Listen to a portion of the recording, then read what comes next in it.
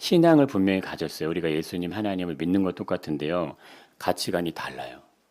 세계관도 다르고 기준도 기준점들도 다 다른 모습들이 생겨난다는 거예요. 이게 그냥 세상적인 가치라면 그럴 수 있는데 신앙 안에 있는데도 이렇게 다르다는 거예요. 그럼 왜 이런 모습들이 존재하게 되는가 하는 거죠. 서로 다른다는 거는 굉장히 이상적인 겁니다. 잘못되거나 틀린 게 아니라는 거예요. 다른 것은 안 좋은 것이 아니고 서로 달라야지 원래 맞는 거고 서로의 모습이 다를 수밖에 없는 게 그게 원래 맞는 겁니다. 우리가 쌍둥이가 태어나면은 같아야 달라요. 다르잖아요. 근데 한번 생각해, 왜 다르지? 같은 부모의 유전자를 갖고 같은 부모에서 태어났는데 이게 도대체 왜 다른가 하는 거예요. 그러니까 다른 정도가 그냥 아주 미세한, 그냥 조금 일부만 다르다고 하면은 진짜 그런가 보다 하겠는데 그게 아니고 뭐가 달라요? 아주 세밀하고 디테일한 부분까지 싹 다 다르다 이거예요. 생각하는 방법도 어떤 표현하는 감정도 느끼는 기준도 자기를 표현하는 어떤 색깔 이게 다 다릅니다. 좋아하는 건 하고 싶은 거 먹고 싶은 거 자기가 원하는 이게 다 다르다는 거예요. 그러니까 왜 이런 현상들이 생겨나게 되는가 하는 거죠. 그것이 왜 생겨나냐면 이것이 하나님의 형상이기 때문에 그렇다는 거예요. 하나님의 형상과 하나님의 성품과 하나님의 모양이 우리를 그렇게 만들어냈다는 겁니다. 모든 인간이 하나님을 닮은 존재로 창조가 됐는데 근데 똑같은 사람이 없도록 만들어내셨다는 거예요. 이 굉장히 놀라운 겁니다. 우리 모두를 동일한 모습으로 일률적으로 그냥 딱 찍어내지 않으셨어요. 이게 정말 어떻게 설명이 안 되는 정말 놀라운 건데 어떻게 형용할 수 없는 신비와 놀라움과 기적이라고밖에 말할 수 없다는 거예요.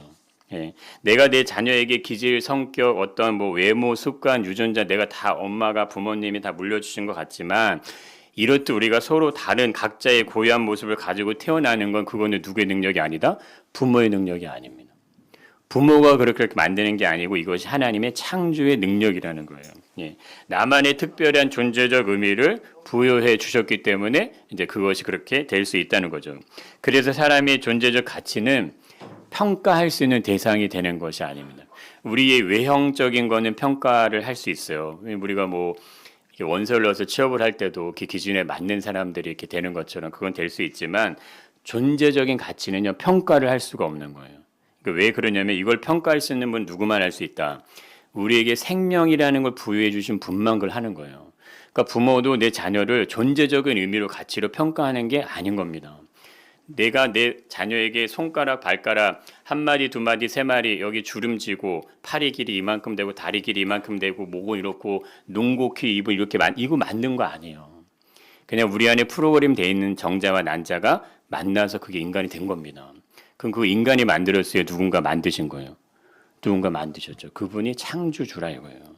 그러니까 우리 몸이 얼마나 신비한 능력을 가졌는지 이루 말할 수 없다는 거죠.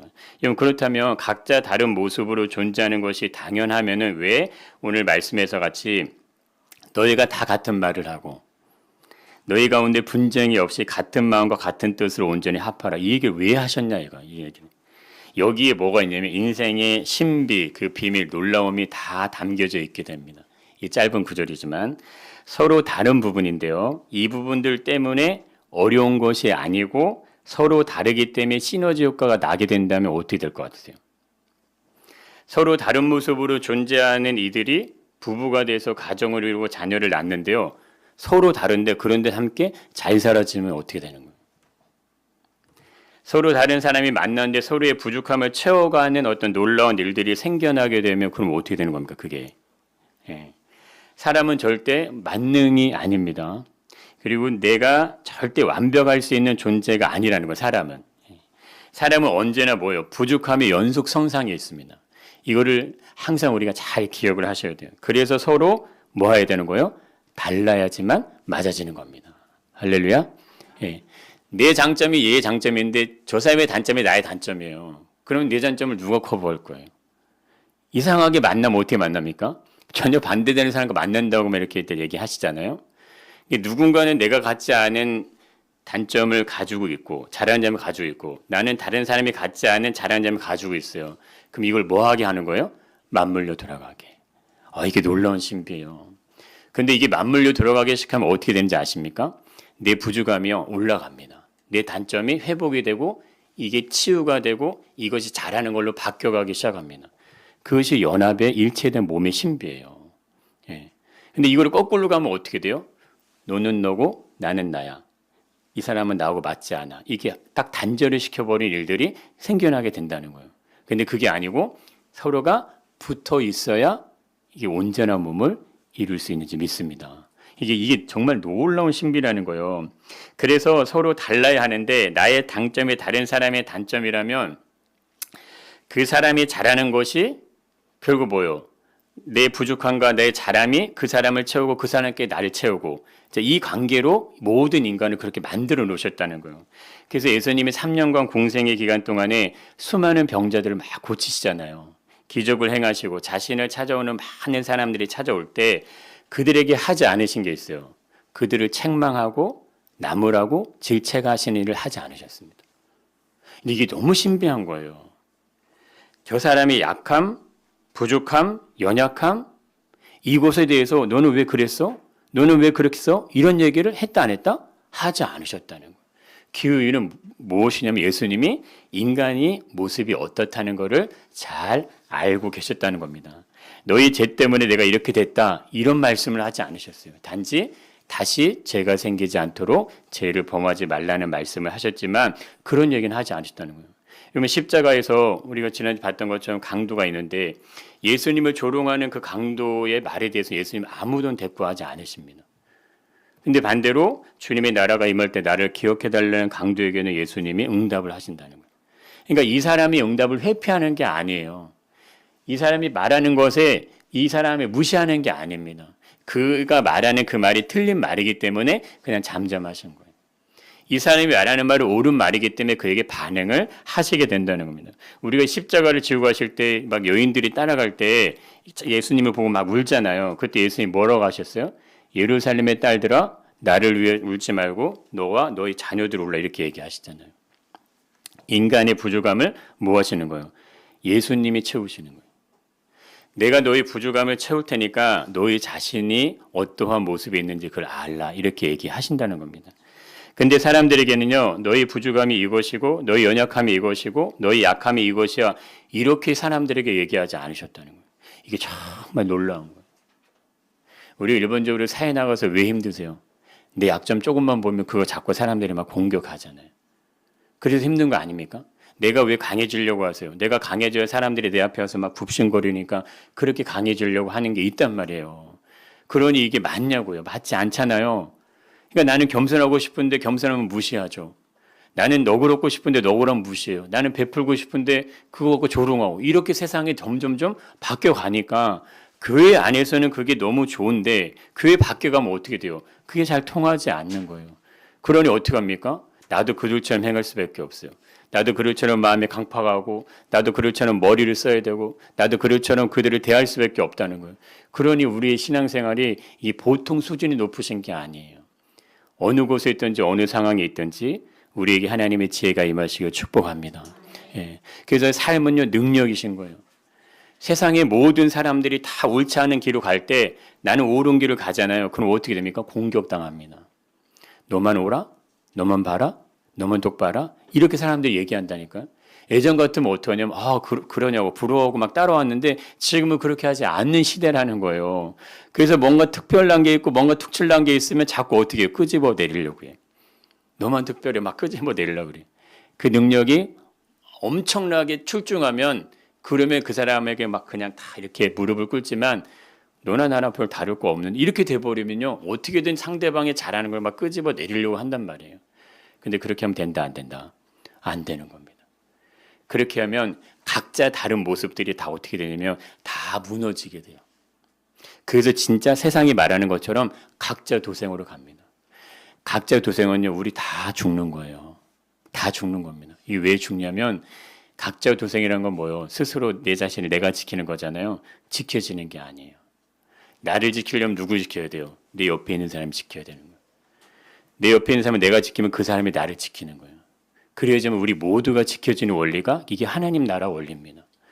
그래서 예수님이 우리를 대신해서 십자가를 지시는 이유가 그런 거예요. 예수님이 우리를 대신 십자가를 지시는데 우리는 예수님이 산 것이 없지 않습니까? 예수님이 십자가 골고다를 가시는데 예수님 뭐라 그래요? 그래, 나를 위해 좀 울어. 내가 얼마나 힘든지 알아? 내가 얼마나 고통스러운지 알아? 이거 다 너희 죄 때문이야. 이렇게 얘기하는 게 일반적인데 그렇게 하지 않으시고 나를 위해 울지 말라. 아, 이게 얼마나 감동적입니까? 너희들이 감당 못할 그 무거운 짐 내가 다 짊어질게. 대신에 이제는 너희 자신을 위해서 울어야 돼. 이 얘기를 남기고 가신다는 거예요.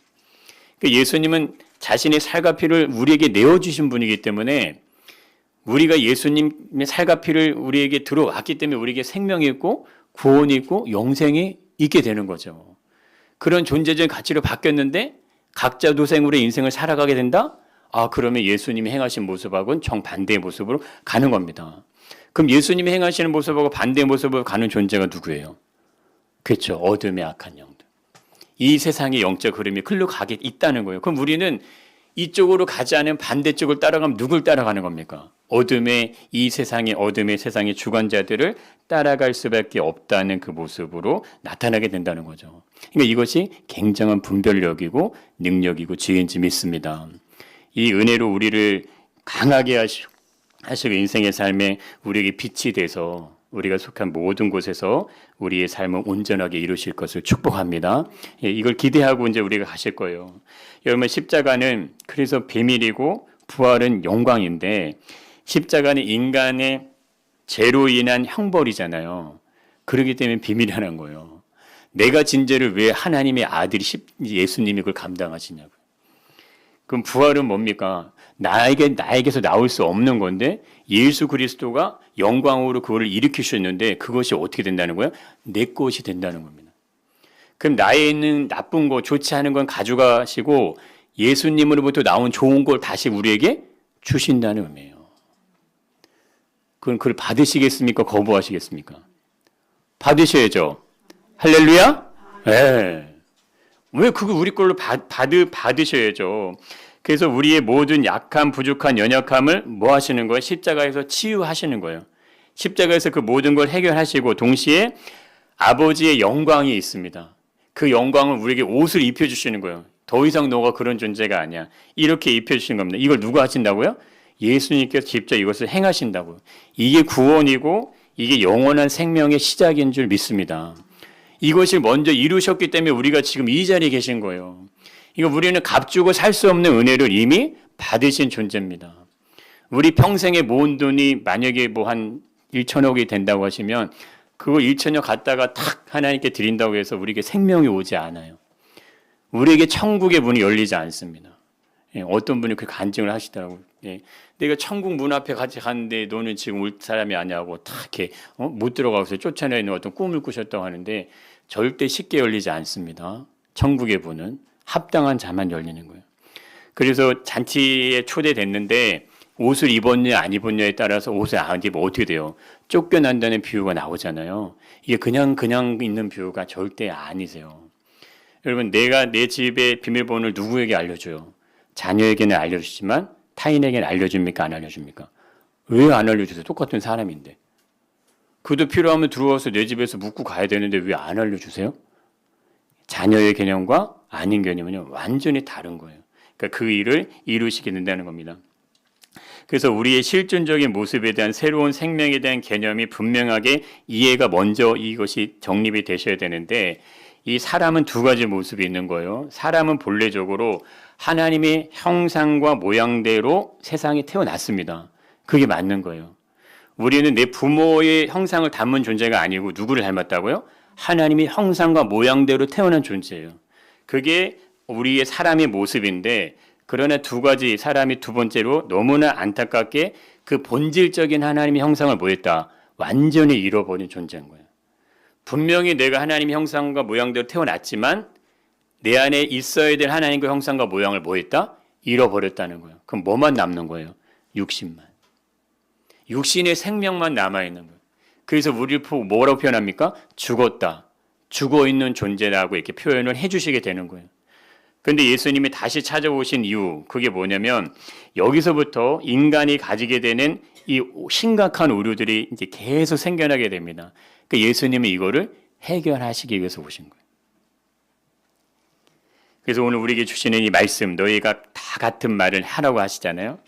분쟁이 없이 같은 마음과 같은 뜻을 온전히 합하라는 것은 하나님의 형상을 온전히 회복한 존재가 되었으니 그 삶을 살아내라 이거예요. 너희가 어떤 존재인지를 1차적으로 예수님이 그걸 다 이루어 놓았으니 이제는 너는 세상의 사람들이 가는 그 방법과 모습대로 가지 말고 누구답게 살아라? 하나님의 자녀답게 살아라. 그거를 말씀을 하시는 겁니다. 하나님의 형상을 잃어버리기 전 우리의 모습은요, 그냥 이 각자의 모습으로 분명히 존재하는데, 근데 이게 어떻게 되면 하나로 연결되어 있는 거예요. 이게 연결이 되어 있기 때문에 이게 각자의 모습이지만 뭐 된 거예요? 하나의 본질, 하나의 이렇게 이 하나로 연합된 모습 안에 있는 겁니다. 그것을 뭐라고 표현하면 그 본질이라 이렇게 이제 얘기하게 됩니다. 자, 이 부분을 제대로 설명해 주는 게 아담이 하와를 처음 보는 장면에서 이 설명이 나옵니다. 창세기 2장 23절을 우리가 한번 가보겠습니다.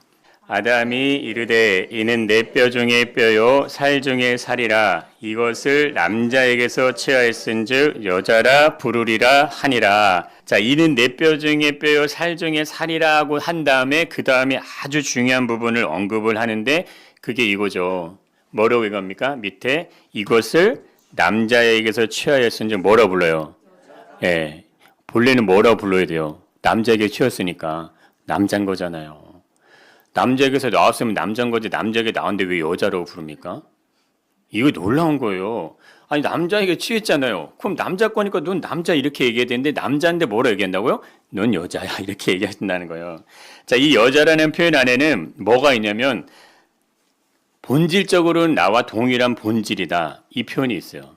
그러니까 이게 남자에게서 취했다는 표현 안에 그것이 있는데 근데 중요한 부분은요. 본질적으로는 동일한데 남자가 아닌 여자라고 표현을 한다는 거예요. 이게 엄청난 선언인 겁니다. 남자 입장에서 분명 너는 남자에게서 왔는데 그런데 너는 남자가 아니라는 표현이에요. 그럼 뭐라는 거예요? 이 표현이 가지고 있는 의미는 분명하게 너는 내가 맞아. 너는 내가 맞아. 너는 나야. 그런데 그러기에 너는 나에게 종속되어지는 존재는 아니다 이거예요. 내게서 나왔으니까 나는 위에 있고 너는 밑에 있는 존재, 그런 존재가 아닌 것을 선언하시는 거예요. 그게 어떤 존재냐면 너는 너로서 특별한 존재를 가치를 가지는 그런 존재인 걸 선언해 주는 거예요. 내 뼈에서 분명히 나왔지만 너는 너로서 특별한 존재야. 이거를 지금 선언하신다는 거예요. 분명히 한 몸인데 하나인 동시에 뭐가 됩니까? 둘이 되는 거예요. 분명히 한 몸에서 나왔는데 하나인데 하나가 아니고 몇 개가 된다고요? 둘이 된다는 거예요. 본질은 같지만 존재적 의미는요. 둘로서 존재한다는 걸 지금 설명하시는 거예요. 그게 이 세상에 존재하는 모든 인간이 가지고 있는 특별함입니다. 본질은 뭐예요? 다 같은 거예요. 그래서 예수 그리스도 십자가는 어느 누구에게나 다 동일하게 통하는 겁니다. 근데 존재적 가치는요. 다 다른 거예요. 여기에 만약에 30명, 100명이 모였으면 그 인연대로 다 다르신 거예요. 그러나 뭐는 같다? 본질적인 의미는 같다. 그래서 온전한 연합을 이루실 수 있기를 축복합니다. 이게 뭔지 그 다음에 설명을 하십니다. 본질은 같지만 존재적 의미는 서로 이게 다르다는 건요. 이것이 창조 세계 안에서 이루어진 신비라는 거예요. 이게 비밀이 이게 능력입니다. 모든 만물을 보시면요. 이 꽃들도 생화든 조화든요. 살아있는 거는 다 다른 거예요. 동물, 식물, 생물, 하늘의 새들, 물고기 전부 다 다릅니다. 근데 인간이 만들어내는 건 어떻게 돼요? 다 동일하게 찍죠. 인간의 기술력으로는요. 모든 걸 다 다르게 만들 수가 없어요. 하나하나 그걸 다르게 어떻게 다 만들어냅니까? 그거 어떻게 만들어요? 동일하게 찍어내요. 그럼 이 세상이 흘러가는 방향은 뭔 거예요? 동일하게 찍어낸 이 형틀로 그냥 가게 만들어버리는 거예요.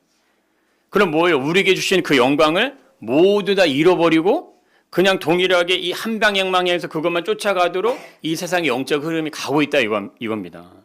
그러니까 그냥 우리가 아무 생각 없이 그냥 인생을 살아버리면 어떻게 됩니까?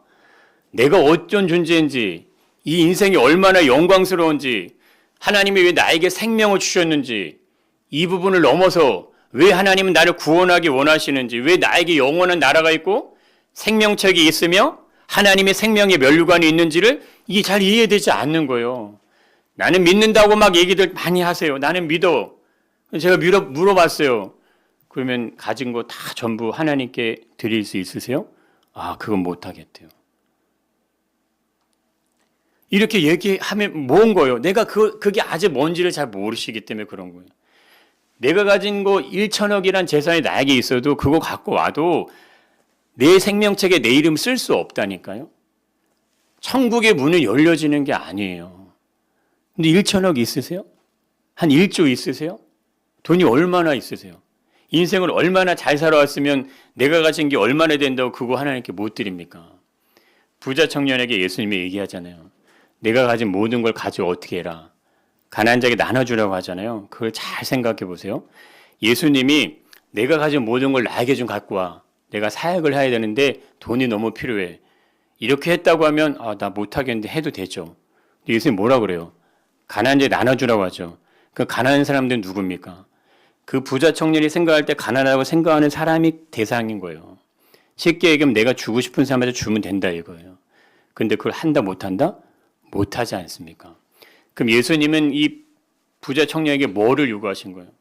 내가 가지고 있는 것보다 하나님 나라의 영광이 정말 그것이 더 크다고 생각하면 그것을 따라와라. 이거 주문하시는 거예요. 우리가 인생에서 가지고 있는 모든 우리 삶의 어떤 우리가 쌓아 올린 어떤 정말 위대한 업적 그거보다 하나님의 나라가 진짜 더 소중하고 더 가치 있다고 생각하면 그 나라를 위해서 너의 모든 삶을 그 나라를 위해서 다 내려놓고 와라 이 말이에요.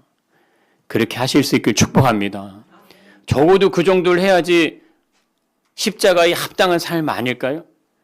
예수님의 생명의 가치가 얼마일 것 같으세요? 예수의 이름으로 들어가면요 천국문이 그냥 열리는데 영원한 생명의 문이 그냥 열리는데 생명책에 내 이름이 그냥 기록되는데요.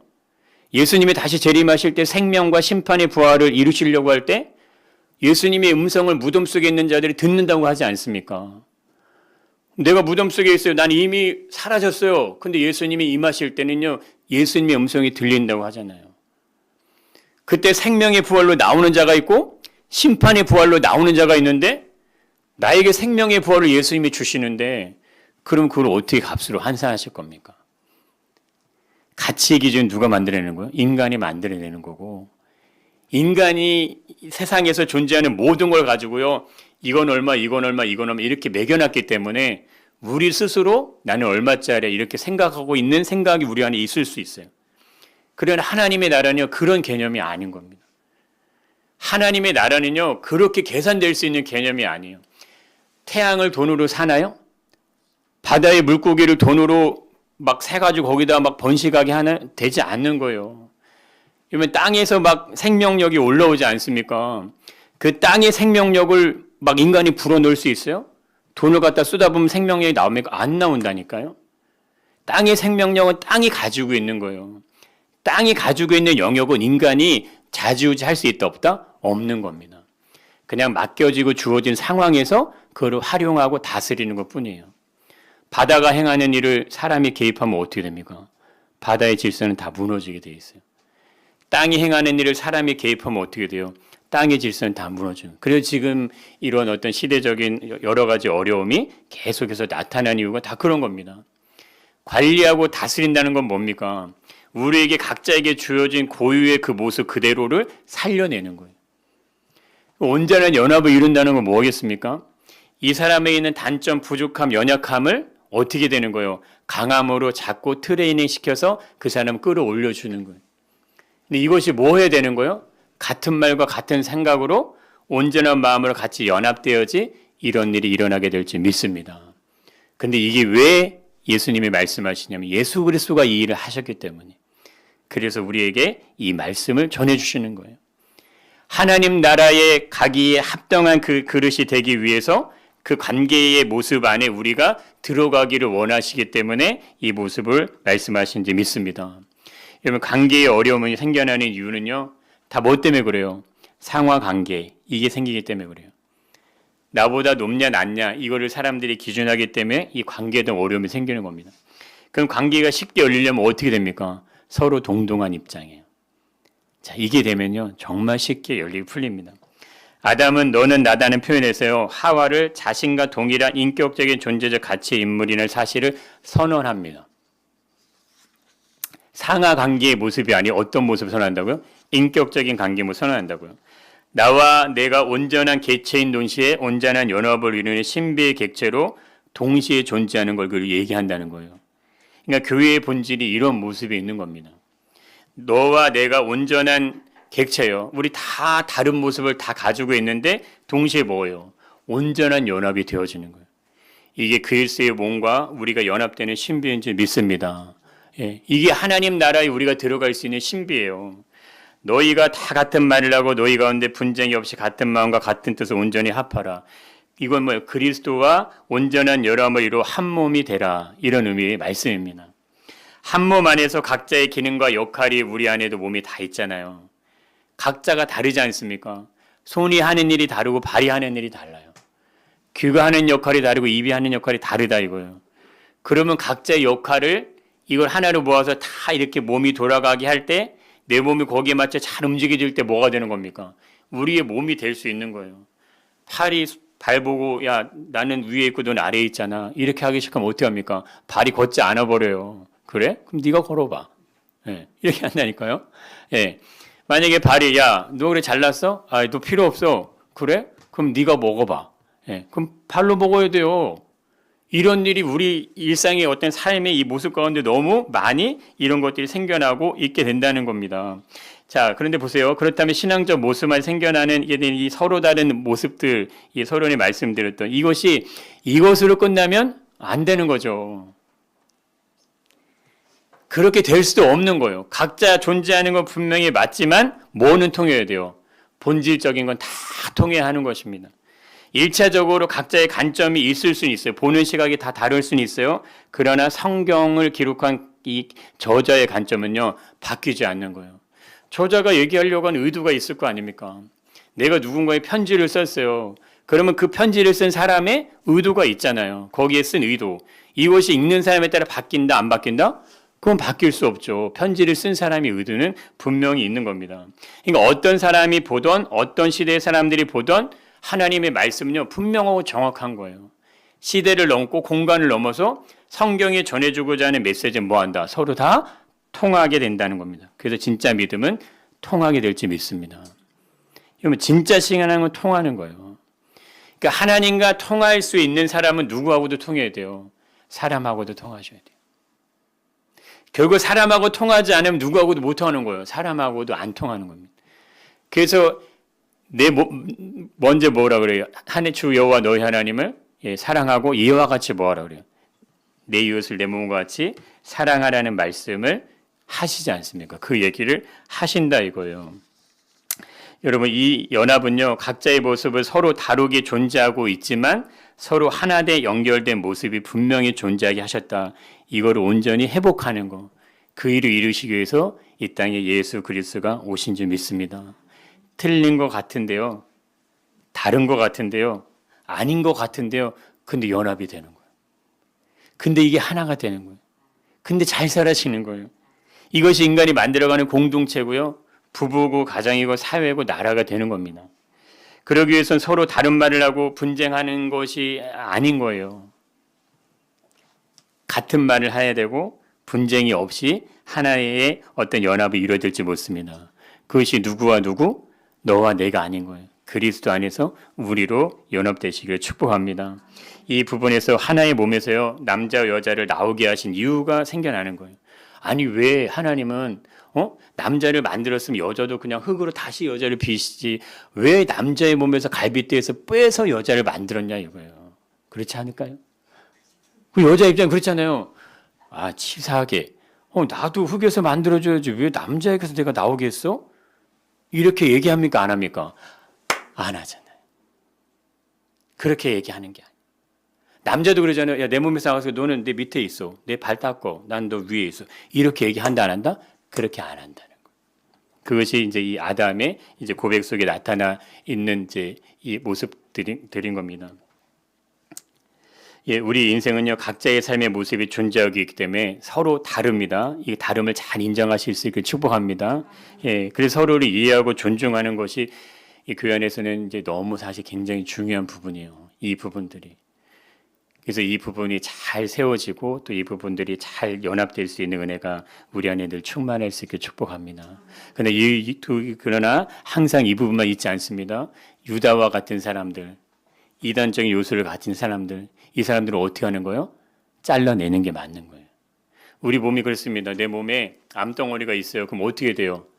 잘라내야 되잖아요. 그게 맞는 거예요. 그렇게 이 두 가지가 같이 간다 이겁니다. 예, 아담의 고백은요, 서로 다른 차원의 모습을 가지고 있는 존재적인 너는 인격체야. 이거를 이제 얘기한다는 겁니다. 이 표현은 누가 했어요? 아담이 했지만 결국 이 말은 누구의 말입니까? 그렇죠. 하나님의 말씀이에요. 하나님이 아담을 잠들게 하셔서 하와를 끄집어내실 때, 만드실 때 이거를 얘기하고 싶었는데 이 얘기를 누가 한다고요?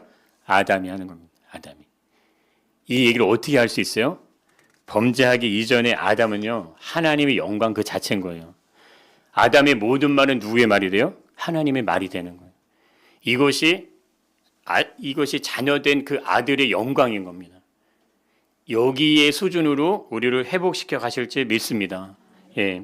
그래서 우리가 하나님의 자녀가 되었다는 건요, 이거 그냥 단순하게 우리가 그냥 내가 하나님 믿었으니까 자녀인가 보다, 이게 아닌 거예요. 자녀라는 의미는요, 우리가 본래적으로는 끊어지고 분리되어 있었는데 이게 다시 어떻게 되는 겁니까? 연결되는 거예요. 하나님과 내가 연결된다는 건요, 하나님하고 나하고 하나라는 거예요. 아담과 하와가 둘이 존재하잖아요. 본래는 어떤 거예요? 내 뼈 중에 뼈, 내 살 중에 살이라는 의미는 너는 나, 나는 너, 너하고 나는 하나다. 이 의미가 들어있는 겁니다. 그럼 우리가 하나님의 자녀가 된다는 거는 하나님과 내가 하나라는 의미가 들어있는 거예요. 탕자가 아버지께 돌아갈 때 이렇게 고백하잖아요. 내가 내 아버지 집에 가면 막 품꾼이 많으니까 다시 돌아가자, 막 이런 표현을 하고 이제 돌아가지만 실질적인 누구에게 돌아가는 거예요? 아빠한테. 그래서 탕자가 딱 정 올 때 누가 탕자를 맞아요? 아버지가 맞아야죠. 그건 굉장한 의미가 있는 거예요. 탕자가 가려고 했는데 집 대문이 굳게 닫혀 있어서 으리으리한 집이 있는데 내가 갈까 말까 망설이는 게 아니고 그 집의 실제 주인인 아빠가 어떻게 하는 거야? 먼저 나와가지고 먼 발치에서 언제 오려나 기다리고 있어요. 근데 그 기다림에서 가장 첫 장면이 뭐예요? 아빠가 먼저 뛰어가서 아들을 안아주는 거예요. 그게 무슨 의미냐면 이제 너하고 나는 둘이 아니라 뭐다? 하나다 이거예요. 내가 너고 너가 나다, 이 의미로 그 장면이 이제 설명이 되는 겁니다. 이게 비유적인 설명이지만 그 설명이 가시는 거예요. 예수님이 말씀하신 것처럼 예수님 이런 얘기 하시지 않습니까? 아버지가 내 안에, 내가 아버지 안에. 그 의미가 탕자의 비유에서 그대로 나타나는 거고, 이 자녀라는 의미의 말씀 안에 그것이 그대로 다 들어가 있게 되는 겁니다. 우리 인생의 삶에서 이보다 더 놀라운 어떤 신비는 사실 없는 거예요. 왜? 육신의 삶을 우리가 살았는데 다 살지 않습니까? 사람들이. 근데 우리 영원한 삶이 또 준비되어 있어요. 내가 육신의 삶을 100년을 잘 살았는데 다른 사람들 이게 끝인 줄 알고 삶을 살았잖아요. 그리고 여기서 마무리가 됐는데 우리는 어떻게 된다고요? 영원한 삶이 우리에게 또 준비가 되어 있다고요. 그 영광이 또 열려져 있다고요. 그러니 이거 어떻게 설명할 수 없는 신비입니다. 이 신비를 알면은 우리 삼성의 어떤 이건희 회장 같은 분들이 정말 예수님 믿고 영원한 생명 얻으려고 하지 않으셨을까요? 그거를 자녀에게 다 물려주고 갔을까요? 저는 안 그랬을 거라고 봐요. 정주영 회장이 그걸 알았으면은 영원한 하나님 나라의 생명을 얻기 위해서 자신의 것을 모두 거기다 주고 가지 않았을까요? 그렇게 똑똑한 분들이? 저는 그랬을 거라고 분명히 봅니다. 그러나 그것이 몰라지니까. 감춰있기 때문에, 모르기 때문에 그것을 못한다는 거예요. 근데 도대체 우리는 어떻게 이 은혜를 얻어서 하나님의 자녀의 자리에 계시냐고요. 하나님께서 주시는 그 놀라운 자녀의 어떤 이 선언을 가지고 계시냐 이겁니다. 한번 옆에 분 인사하시겠습니다. 대단하십니다. 이렇게 인사하십니다. 네, 육신의 부모와 자녀는요, 육신의 몸을 가지고 있기 때문에 뭘 갖고 있습니까? 한계성을 가지고 있잖아요. 분명한 한계성. 모든 것을 책임질 수 없고 모든 걸 감당할 수가 없는 거죠. 그런데 하나님은 다르시잖아요. 하나님은 아무 것에서도 제약을 받지 않으시는, 한계가 존재하지 않으시는 분이신데, 근데 어떻게 우리가 그분의 자녀가 될 수가 있냐 이거죠. 그분에게는 무한한 영광이 머물러 있고 모든 생명의 주인이 그분이시고 그렇다면 뭐예요? 우리 삶을 완전하게 책임질 수 있는 적는 자라는 사실인데 우리가 그분의 자녀라는 거예요. 근데 하나님 아버지께서는 우리에게 어떻게 하신다? 차별을 두지 않으신다는 거예요. 높낮이를 두고 계급을 두지 않으신다는 겁니다. 이거는 어떻게 이걸 확인하시냐면 예수님이 가지는 게 되는 모든 영광을 어떻게 하십니까? 그대로 우리에게 다 옮겨 놓으셨어요.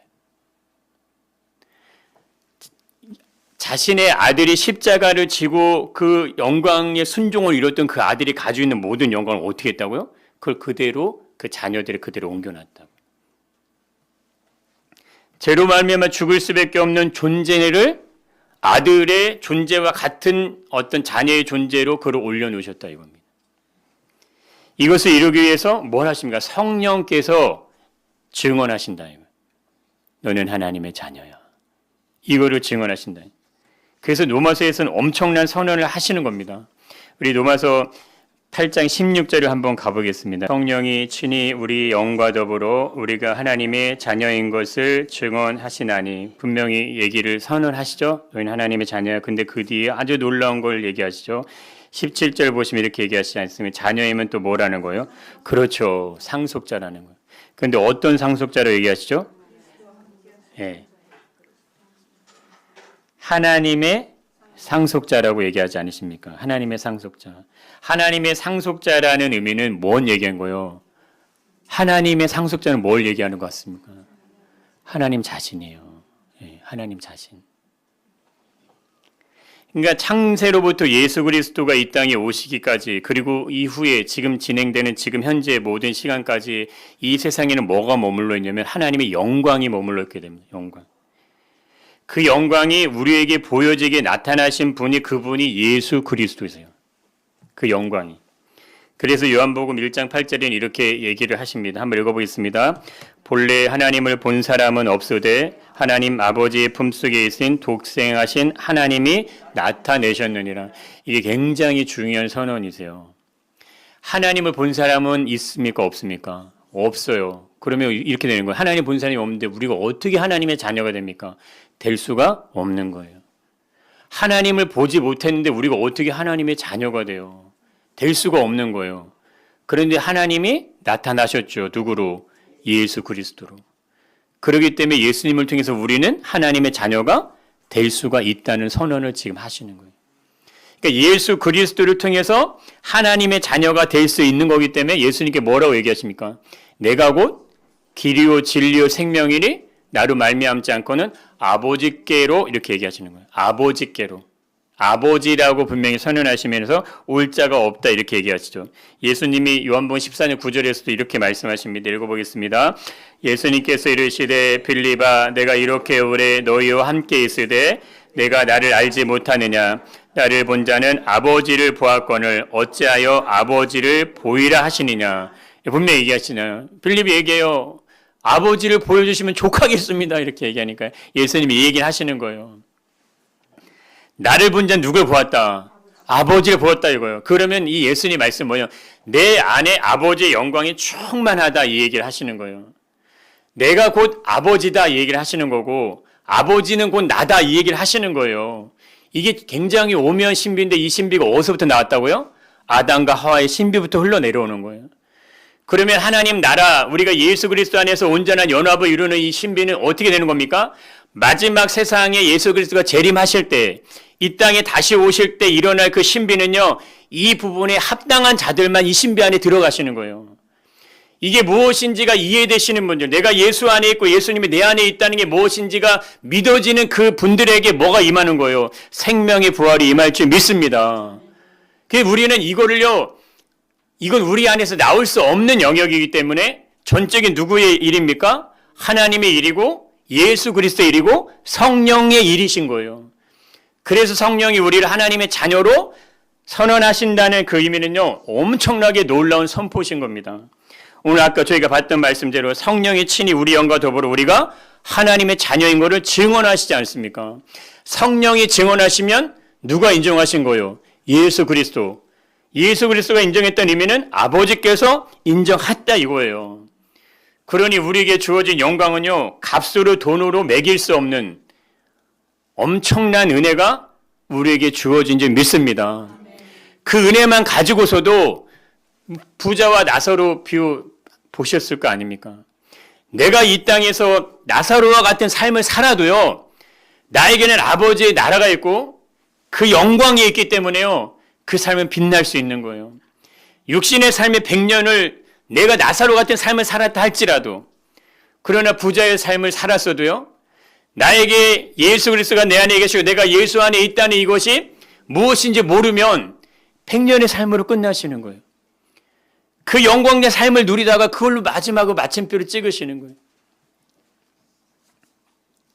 하나님의 자신을 직접 인간에게 보내셨다는 것, 이게 너무나 중요한 포인트인데 이것이 뭔 거예요? 이것이 자녀의 개념을 만드시기 위해서 그 아들을 우리에게 보냈다는 거예요. 그래서 구약에는 어떤 개념이 나오지 않습니까? 자녀라는 개념이 나오지 않아요. 구약에는 내 백성 내 나라죠. 자녀라는 개념이 나오지 않습니다. 왜? 하나님을 본 사람이 아무도 없어요. 모세도 하나님을 봤어요, 못 봤어요? 못 보는 거예요.